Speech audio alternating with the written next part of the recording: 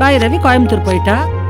இந்த மனுஷன் ஃப்ரெண்டு பொண்ணோட கல்யாணம்னு சொல்லிட்டு 2 நாள் ஆச்சு, இன்னொரு ஃபோன் கூட பண்ணாம இருக்கிறாரு பாரு. யாராவது இருந்தாலாவது பேசிட்டு இருக்கலாம், பேசாம நம்மளால இருக்கவும் முடியாது. நான் ஒரு தனி மனுஷி, எனக்கு இந்த காய்கறி எல்லாம் நறுக்கி குழம்பு வச்சு சோறாக்கி என்னமோ. யார் இந்த நேரத்துல? என்ன இது, போலீஸ் வந்திருக்கு?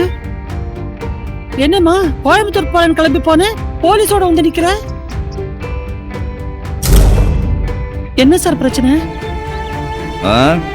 உங்ககிட்ட கோயம்புத்தூர் போறதா சொல்லி கிளம்பியிருக்காங்க, என்கிட்ட சிறுவாச்சூர் போறதா சொன்னாங்க. நீங்களே கேளுங்க. சிறுவாச்சூருக்கா?